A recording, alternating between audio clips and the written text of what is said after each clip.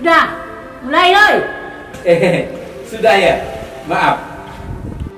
Assalamualaikum warahmatullahi wabarakatuh. Sahabat, cerita berikut bertajuk Penjabat Gulai Terung. Kisah ini pernah dimuat di Batam Pos. Sekarang saya ceritakan di sini. Sebelum sampai ke penjabat gulai terung, kita bincang dulu perkara dalam pengertian harfiah, yaitu tumbuhan yang buahnya bisa disayur, digulai, digoreng, dibakar, atau dimakan mentah. Bentuk buahnya bervariasi antara bulat panjang, bulat telur, atau bulat pendek. Warna buah bervariasi antara putih kehijauan, hijau pucat, atau ungu. Bahasa ilmu pengetahuannya Solanum melongena. Serendah-rendah image buah terung bila digulai pakai kelapa, berjelintin dan gurih tiada terkira. Buah terung yang tadinya tak dianggap bila digulai pakai kelapa jadi primadona. Paling tidak di tekak saya saat makan tak tampak mertua lalu. Nah, kita perlu pula membincang kelapa secara harfiah. Kelapa adalah tumbuhan palem yang berpokok tinggi. Buahnya tertutup sabut dan tempurungnya keras. Di dalamnya terdapat daging dan air. Biasanya juga disebut nyiur atau bahasa latinnya Cocos nugifera. Ada bermacam jenis kelapa. Kelapa Bali, kelapa gading, kelapa genjak, kelapa hibrida, dan sebagainya. Bali, gading, dan genjak tergolong kelapa asli. Bolehlah disebut kelapa tempatan. Sedangkan kelapa hibrida disebut juga kelapa kacukan atau hasil persilangan dari beberapa jenis kelapa. Dan dengan demikian, jenis kelapa ini tidak asli, tapi tetap jugalah kelapa, kan? Di kampung saya dulu, untuk mengambil buah kelapa ditugas pada beruk yang sudah berlalu.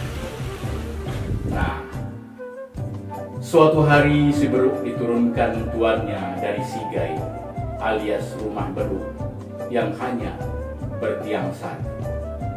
Di puncaknya dibuat tempat duduk dan tempat berteduh sang beruk. Lalu beruk disuruh mengambil kelapa, dan dia pun memanjatlah ke batang kelapa. Buah pun dipilih. Yang sopan lah, hoi, geram pohon kelapa. Buahku berisi daging dan air, tahu. Aku saja menjaganya dengan hati-hati. Tiba ke engkau hendak mengambil buahku untuk tuanmu. Sesedap engkau memilih, sesuka engkau memilih. Yang pelanlah sikit, roh. Ngilu, tahu. Beruk tak peduli. Namanya juga beruk. Bahkan taringnya turut menggigit. Bum! Buah kelapa terhumban di tanah. Disinilah peran sabut dan tempurung sehingga isi buah tak berkecai. Layaknya helm bagi pengendara sepeda motor. Sesampai di rumah, sabut kelapa dikupas telanjangi tanpa ampun sehingga buah kelapa tampak aurat. tempurung yang dah telanjang bulat dilebuk bindi umban dengan punggung parang sampai belah dua. Airnya ditampung lalu disuguh ke beruk. Kelapa menjeling gerak. Daging buah diparut lalu diperas jadi santan. Sungguh derita dan malu tiada terkira. Pertama kali ditelanjangi dan diperawani, di depan beruk pula. Kalaulah kelapa dapat menulis sakit dan malu yang ia derita, autobiografi sang kelapa pasti menarik untuk dibaca. Paling tidak, manusia dapat belajar betapa pentingnya berbelas kasih. Santan kelapa pun dijerang di wajan panas. Kelapa menggigit bibir menahan panas, walau tak menemu bibir karena telah jadi santan. Bermacam bumbu dan cabai pun dikumban ke dalam santan mendidih. Perih, tapi kelapa tak dapat menyebut bagian tubuhnya yang perih karena sudah menyeluruh. Terakhir, ke dalam dirinya yang didih dikumban pula potongan buah terung. Kelapa merasakan sekujur santannya gatal tiada berperi. Tak lama berselang, gulai pun masak. Dari wajan mendidih dipindah ke mangkuk, lalu dihidang. Asap mengepul menyebarkan aroma nan lezat. "Ayo makan anak-anak," seru si ibu yang memasak. "Basuh tangan yang bersih ya." "Apalah Oma?"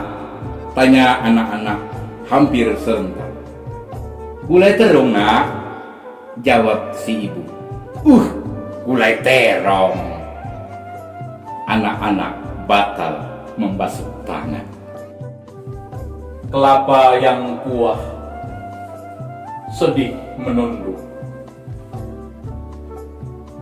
Hatinya remuk, tak berbentuk. Air matanya jatuh melupuk.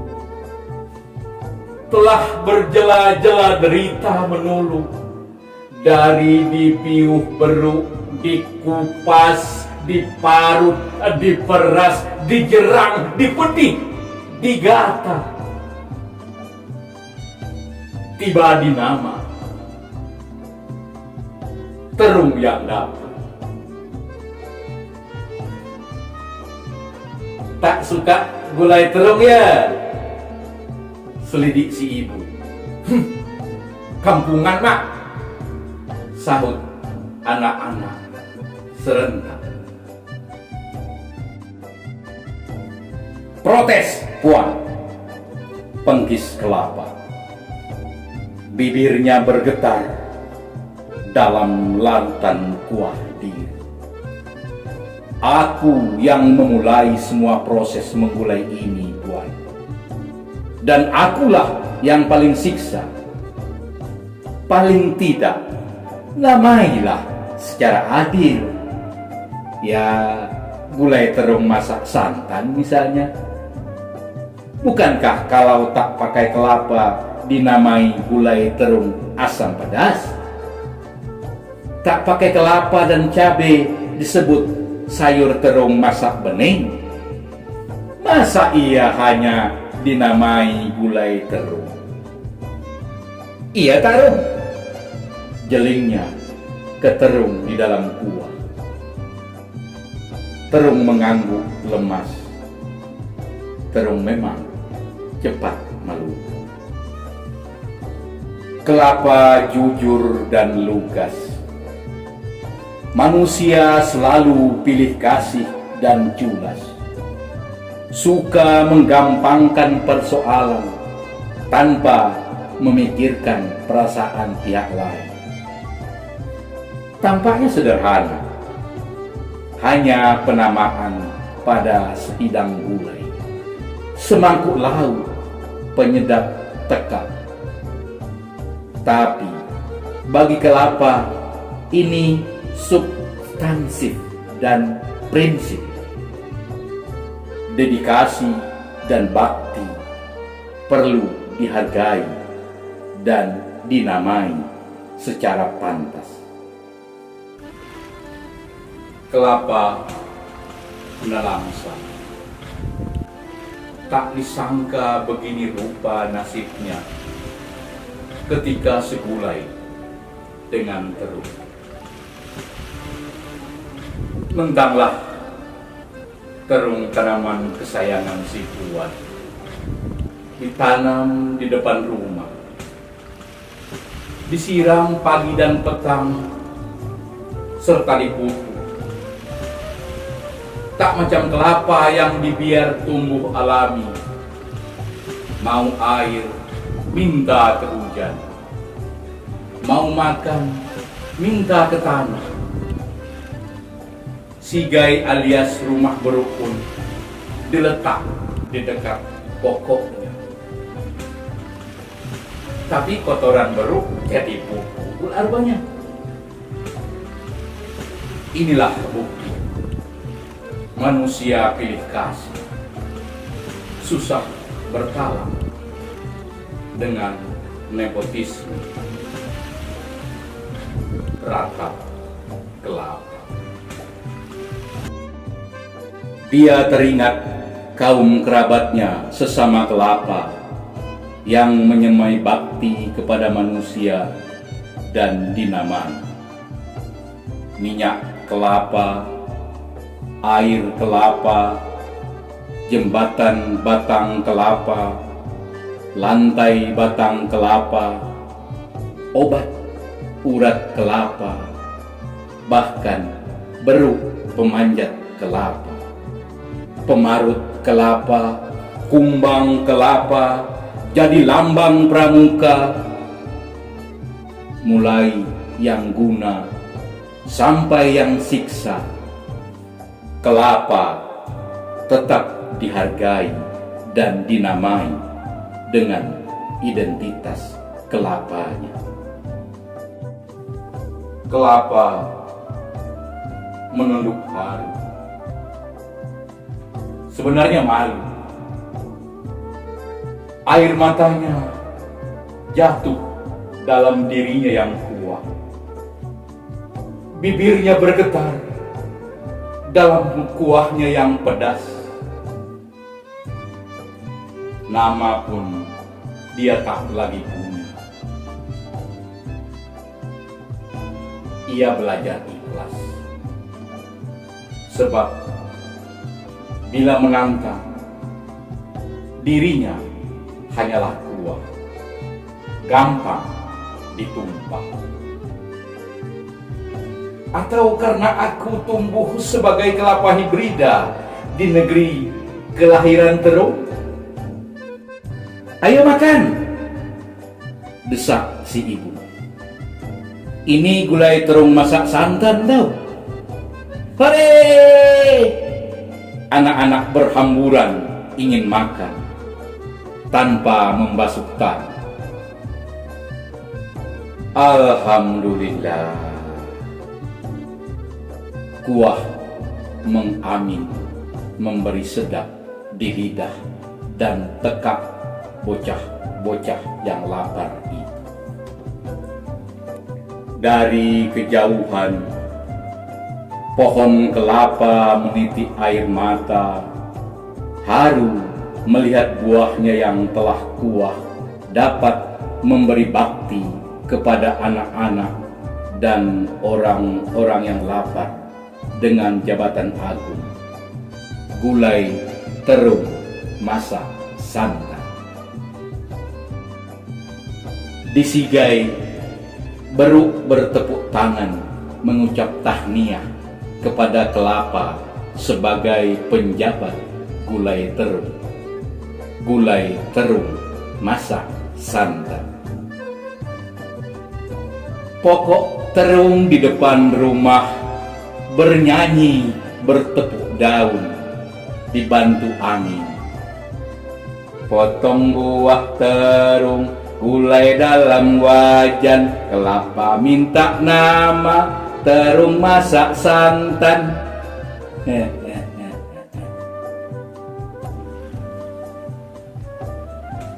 Bila tuan dan puan pernah menikmati gulai terung masak santan,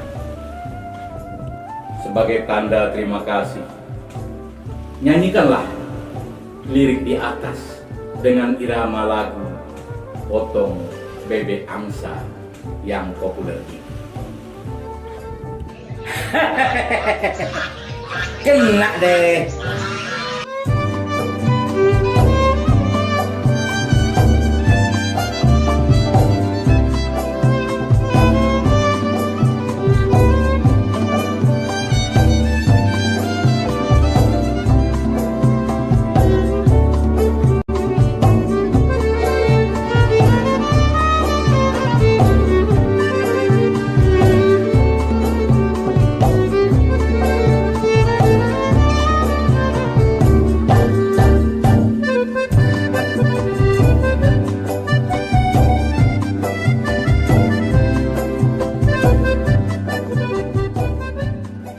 Terima kasih. Wassalam.